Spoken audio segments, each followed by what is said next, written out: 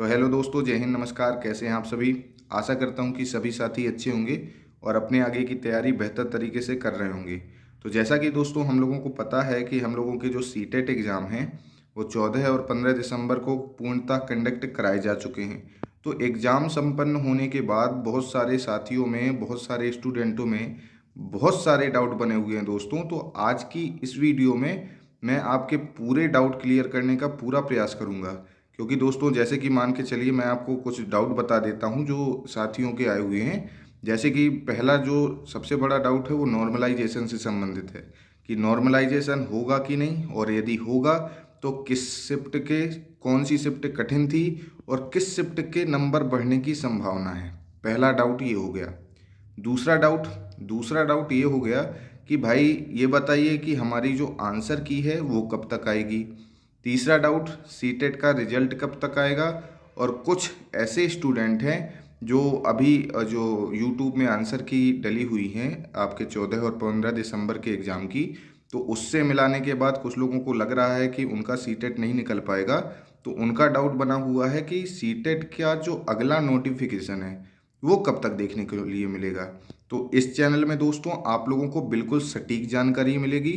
पूरे doubt clear करने के लिए अंत तक वीडियो में बने रहिएगा। एक एक करके हम लोग पूरे डाउट आज की इस वीडियो में क्लियर कर लेंगे। तो चलिए दोस्तों शुरू करते हैं। तो पहला डाउट है दोस्तों आपका नॉर्मलाइजेशन से संबंधित। ये डाउट सबसे बड़ा और सबसे अहम डाउट है, जिस पे मुझे बार बार प्रश्न किया गया है कि भाई नॉर्मलाइजेशन के बारे में पूरा क्लियर करके बताइए कि होना क्या है। तो देखिए दोस्तों, कई ऐसे स्टूडेंट हैं जो जनरल कैटेगरी से बिलोंग करते हैं और 90 नंबर लाकर उनको पासिंग मार्क्स चाहिए।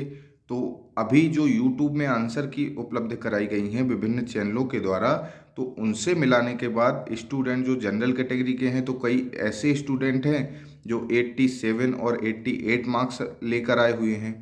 इसके अलावा दोस्तों कई ऐसे स्टूडेंट हैं जो ओबीसी कैटेगरी में हैं, तो वो भी अपने पासिंग मार्क्स के आसपास ही हैं। तो कई ऐसे हैं जो क्वालिफाई कर चुके हैं और कई ऐसे हैं जो डिस्क्वालीफाई हो गए हैं। किसके अनुसार दोस्तों? जो यूट्यूब में आप लोगों को आंसर की विभिन्न चैनलों के द्वारा बताई गई है उनके अनुसार। तो पहले दोस्तों मैं आप लोगों को एक बात क्लियर कर दूं कि जो यूट्यूब में आप लोगों को आंसर की बताई गई है विभिन्न चैनलों के द्वारा, तो देखिए मैं ये नहीं कहूँगा कि उन लोगों ने गलत आंसर की आप लोगों को बताई है, क्योंकि सभी अपनी योग्यता के आधार पर ही आप लोगों को आंसर्स बताते हैं।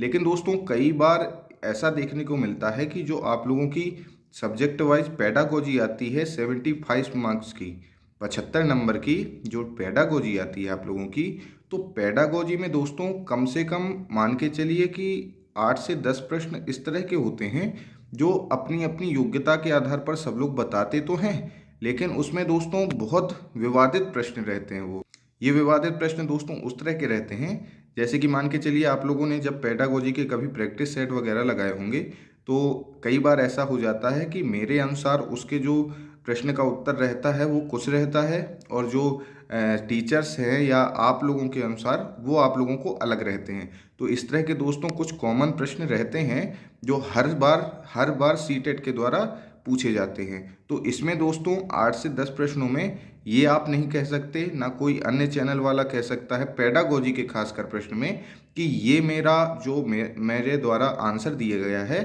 तो ये बिल्कुल सही ही होगा। ये दोस्तों पेडागोजी की खासियत होती है, ये मान कर चलिएगा। तो पहली बात तो दोस्तों ये कि जो आप लोगों के जो यूट्यूब की आंसर की है उससे मिलाने के बाद यदि आप लोगों के 4 से 5 मार्क्स कम हैं, या 4 से 5 मार्क्स से कोई भी कैटेगरी वाला हो जो पासिंग मार्क्स से इर्द गिर्द हो, तो देखिए दोस्तों यूट्यूब की आंसर की को देखकर आप लोग अगर 4 से 5 मार्क्स से रह रहे हैं तो अभी दोस्तों थोड़ा सा वेट करिए, आंसर की को आ जाने दीजिए। आंसर की से जो ऑफिशियल आंसर की है उससे मिलाने के बाद फिर यदि जो रिजल्ट निकलता है वही दोस्तों आप लोग सत्य मानिएगा।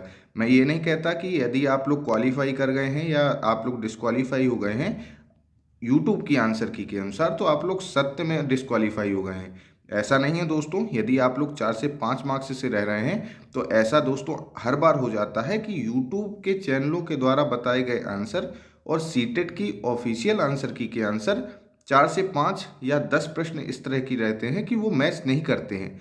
टीचर्स के द्वारा अलग बताए जाते हैं और जो सीटेट आयोग बताता है उनके अनुसार उन प्रश्नों का उत्तर कुछ अलग रहता है। तो पहले तो दोस्तों ये हो।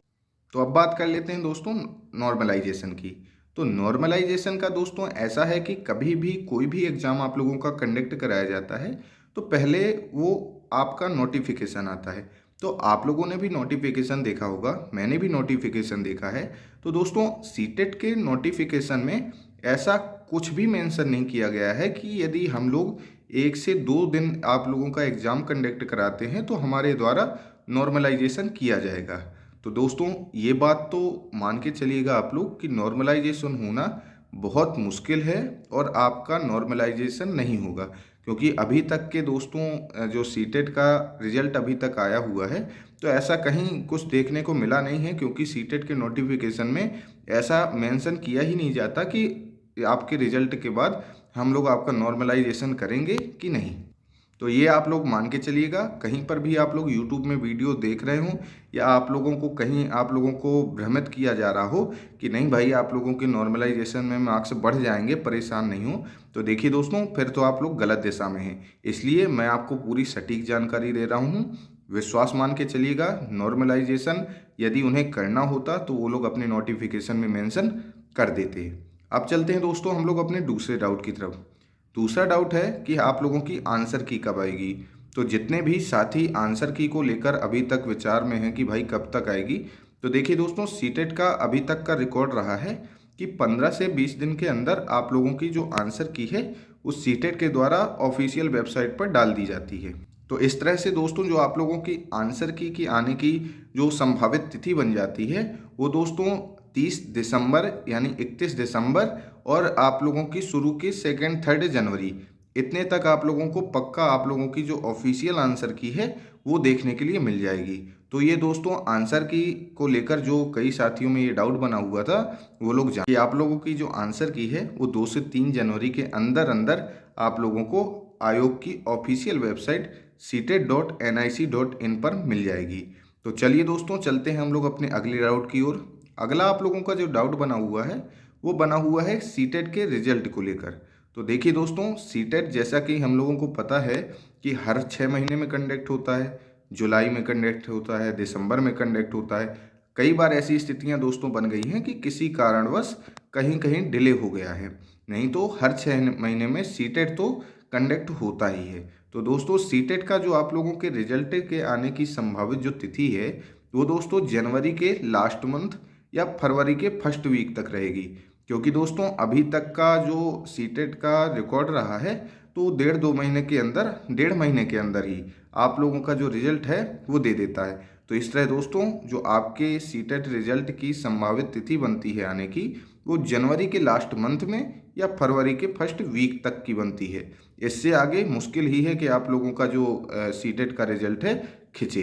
अब दोस्तों बात कर लेते हैं हम लोग अपनी सबसे आखिरी और सबसे महत्वपूर्ण डाउट की कि सीटेट का जो नेक्स्ट नोटिफिकेशन है वो आएगा कब तक। तो देखिए दोस्तों ये प्रश्न ज़्यादातर उन साथियों का है जिन्होंने अभी अपनी यूट्यूब की आंसर की से अपने आंसर मिला के और उन्हें लग रहा है कि हम लोग जो डिस्क्वालीफाई हो गए हैं, तो ये ज़्यादातर उन्हीं साथियों का जो डाउट बना हुआ है। तो देखिए दोस्तों अगर आप लोगों का जो सीटेट ये वाला है वो दिसंबर में हुआ 2024 में, तो नेक्स्ट जो आप लोगों का सीटेट होगा तो वो जुलाई 2025 में होगा। और यदि दोस्तों जुलाई 2025 में आप लोगों का एग्ज़ाम होगा तो आप लोगों को सीटेट का नोटिफिकेशन मार्च में देखने के लिए मिल जाएगा। 15 से 20 मार्च या लास्ट मार्च तक भी दोस्तों हो सकता है, लेकिन मार्च के मंथ में आप लोगों को सीटेट का नोटिफिकेशन पक्का देखने के लिए मिल जाएगा। तो जिन साथियों को ऐसा लगता है कि उन लोगों का एग्ज़ाम सही नहीं गया है, तो देखिए दोस्तों रोने धोने से कुछ नहीं होगा। आप लोग अपने अगले जो सीटेट की है उसकी तैयारी में अभी से लग जाइए, क्योंकि नोटिफिकेशन आने के बाद आप लोग तैयारी करते हो, फिर बाद में कहते हैं कि भाई समय हमारे पास बचा नहीं है और लास्ट टाइम की स्ट्रेटेजी बता दी। लास्ट टाइम की दोस्तों जो स्ट्रेटेजी है वो तभी काम में आती है जब आप लोग पहले से प्रिपरेशन किए रहते हो। तो दोस्तों नोटिफिकेशन का इंतज़ार बिल्कुल नहीं करना है, आप लोगों को अभी से अपनी तैयारी करनी है जो लोग डिस्क्वालीफाई हो गए हैं। और जो लोग क्वालिफाई हो गए हैं दोस्तों तो उन लोगों को अभी जो रीट का एग्ज़ाम हो रहा है तो सभी लोगों को वो तो देना ही है दोस्तों, क्योंकि राजस्थान सरकार ने आप लोगों के लिए जो रीट के लिए है, तो उन लोगों ने कहा है कि जून 2025 तक उन लोगों को 84,000 85,000 पद शिक्षक भर्ती में निकालने हैं। तो रीट का क्वालिफाई करना आप लोगों के लिए और महत्वपूर्ण बन जाता है। तो आशा करता हूं दोस्तों इस वीडियो में आप लोगों के सभी डाउट पूरी तरह से क्लियर हो गए होंगे। तो यदि दोस्तों ये वीडियो अच्छी लगी हो तो चैनल को लाइक एंड सब्सक्राइब कर दीजिएगा। तो मिलते हैं दोस्तों हम लोग अपनी नेक्स्ट वीडियो में, तब तक के लिए जय हिंद, नमस्कार।